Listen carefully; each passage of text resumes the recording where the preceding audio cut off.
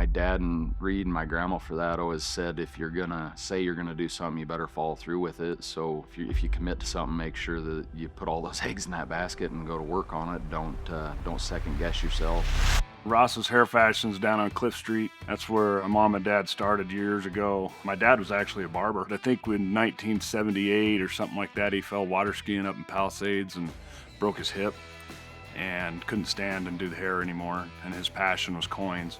They opened a small coin shop, pawn shop at the time. My mom, Chris, and my dad, Ross, that's where the name came from. Well, it turned into a huge business at the time. We were the only game in town for the coins and metal store in the late 70s, early 80s. That's when silver and gold took their first big run. And that's really what put us on the map. We used to ship the silver and gold daily. We'd buy what we'd buy for the day, and then I remember as a kid, we were in there sorting coins, and when they'd bring a bucket of coins in, we didn't have a coin sorter, so Paul and I had to go down there and take the coins out and sort them into different bins. 82, I believe, ripe age of 39. Stress killed him probably. Then my mom was running it by herself. I was 16 when my dad died.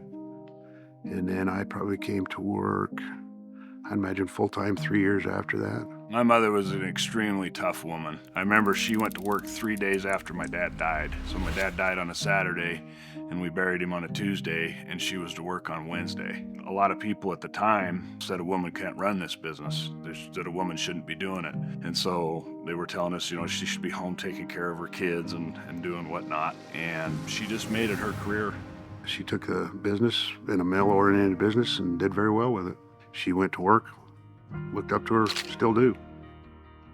So my mother asked me to become her partner after I graduated from college. Paul and I basically just took this over, and it's a second-generation store. Jordan's our third generation coming up. Probably as close to him as I am into my kids, because we spend every day together. So I got a lot of love for Jordan. I worked every day after school, worked the weekends, stuff like that, but it was more just maintenance stuff around here. I did sales and stuff, but it was an after-school job. And then when I graduated, I didn't go to school or anything. I went to some night classes and stuff around here, but then I got really involved in the business and started working a lot. We carry a lot more products today than we did 10 years ago, and really 10 times what we did 30 years ago. So we didn't want to go one-sided in business. So instead of just saying we're going to be a tactical group, or we're going to be a long-range group, or we're going to cater to this, we try and cater to a little bit of everybody in the shooting world. We actually are guys that use the product. Our old slogan was sportsman serving sportsmen. We actually listen to our customer base a lot.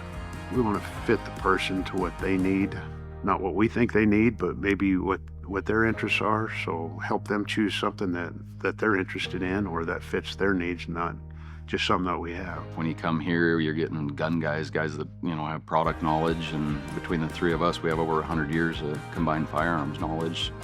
It's an excitement for a person to buy a firearm. We want them to feel excited. We want them to feel like they got the gun they wanted. Yeah, we want them to be happy. We want a return customer. We don't want you for the once. We want you here for a lifetime.